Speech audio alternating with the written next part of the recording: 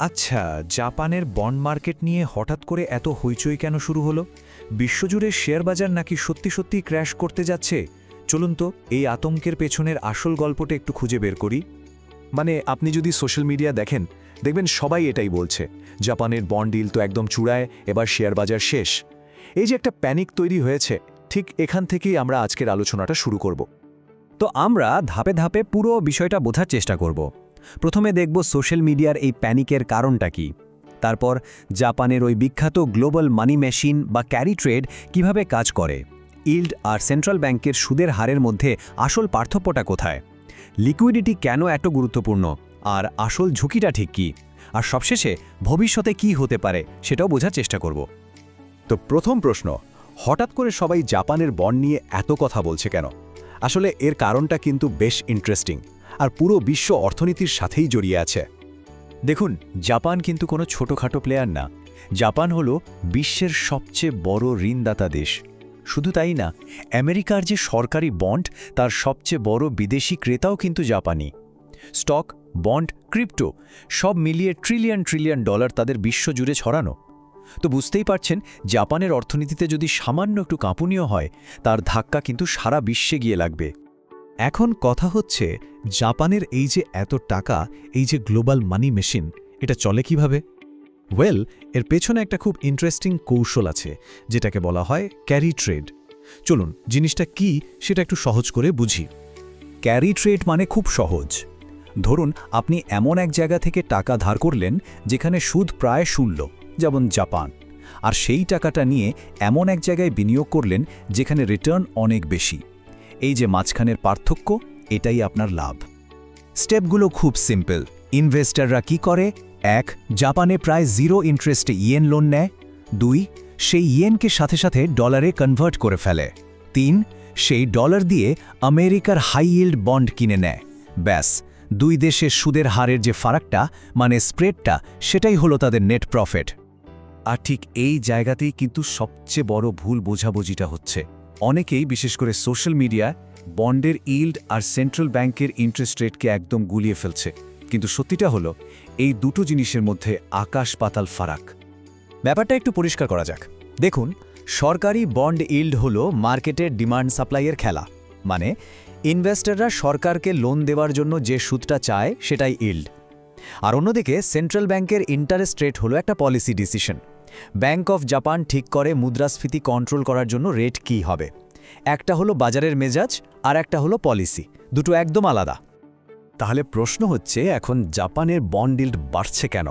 কারণটা হলো, জাপানের সরকার অর্থনীতি চাঙ্গা করতে একটা বড় স্টিমুলাস প্যাকেজ এনেছে, আর এই প্যাকেজের টাকার জন্য তাদের প্রচুর ধার করতে হচ্ছে, মানে প্রচুর নতুন বন্ড বাজারে ছাড়তে হচ্ছে। এখন মার্কেটে যখন কোনো জিনিসের সাপ্লাই বেড়ে যায়, কি হয়? দাম কমে যায়, বা এক্ষেত্রে ইনভেস্টররা বেশি সুদ দাবি করে। এটা একদমই বাজারের নিয়ম, সেন্ট্রাল ব্যাংকের কোনো সিদ্ধান্ত না। সোশ্যাল মিডিয়া একটা ধারণা খুব চলছে যে জাপানের ইল্ড একটু বাড়লেই বড় বড় ইনভেস্টররা সব বেচে দিয়ে টাকা দেশে ফিরিয়ে আনবে। কিন্তু ব্যাপারটা একদমই এত সোজা না। যারা বিলিয়ন বিলিয়ন ডলার ম্যানেজ করে, মানে বড় বড় পেনশন ফান্ড বা ইন্স্যুরেন্স কোম্পানি, তাদের চিন্তাভাবনা আমাদের থেকে একেবারে আলাদা। পার্থক্যটা ঠিক কোথায়? দেখুন, সোশ্যাল মিডিয়ায় সবাই দৌড়ায় সর্বোচ্চ ইল্ড বা লাভের পেছনে, কিন্তু একটা পেনশন ফান্ড বা ইন্স্যুরেন্স কোম্পানির আসল চিন্তা হলো স্টেবিলিটি আর লিকুইডিটি। তাদের মাথায় একটাই প্রশ্ন ঘোরে, আমার যদি কালকেই $10 বিলিয়ন ক্যাশ করার দরকার হয়, আমি কি মার্কেটের প্রাইস ক্র্যাশ না করিয়ে সেটা বেচতে পারবো? এই যে বেচতে পারার ক্ষমতা বা লিকুইডিটি, এটাই তাদের কাছে কিং, ইল্ডের চেয়েও অনেক বেশি গুরুত্বপূর্ণ। আর এখানেই আসে আমেরিকার ট্রেজারি মার্কেটের কথা। এটা হলো, বলতে পারেন, বিশ্বের একমাত্র ফিনান্সিয়াল মহাসাগর। এতটাই গভীর যে এখানে বিলিয়ন বিলিয়ন ডলারের কেনাবেচা হলেও কোনো ঢেউ ওঠে না। এই যে একটা নিরাপত্তা, এই লিকুইডিটি, এটাই বড় ফান্ডগুলোর কাছে সবকিছু। জাপানের বন্ড মার্কেটে এই গভীরতাটা নেই।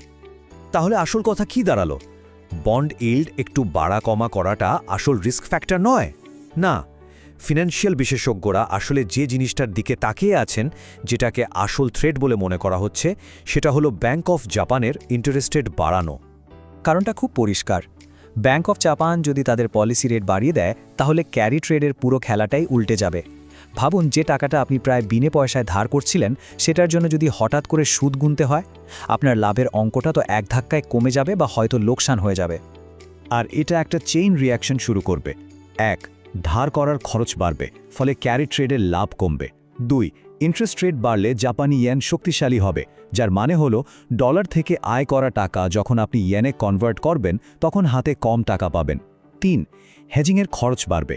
সব মিলিয়ে যে বিনিয়োগগুলো এখন লাভজনক মনে হচ্ছে সেগুলোও তখন লসে চলে যেতে পারে। এইটা হলো আসল ঝুঁকি। তো এখন প্রশ্ন হলো, সামনে তাহলে কি হতে পারে? একটা বড় ক্র্যাশ?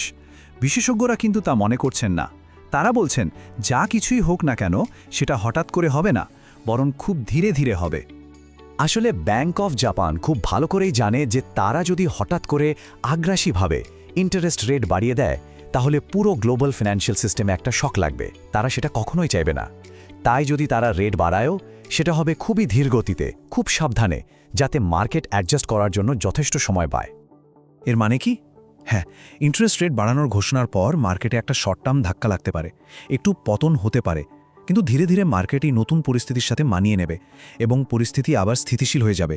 মানে অন্য কোনো বড় দুর্যোগ, যেমন ধরুন আমেরিকা একটা রিসেশন না আসলে, শুধু এই কারণে একটা বড়সড় মার্কেট ক্র্যাশের সম্ভাবনা খুবই কম। তাহলে আবার সেই প্রথম প্রশ্নে ফিরে আসি, যদি একটা বড়সড় ক্র্যাশের ঝুঁকি এতই কম হয় তাহলে সোশ্যাল মিডিয়া জুড়ে এত প্যানিক কেন? এর উত্তরটা হয়তো খুব সহজ, কারণ মার্কেটের ডেটা দেখা আর মার্কেট কিভাবে কাজ করে তা বোঝা এ দুটো এক জিনিস নয়। আর এই দেখা আর বোঝার মাঝখানের যে ফারাক, ঠিক সেখানেই তৈরি হয় আতঙ্ক আর বাস্তবতার দেয়াল।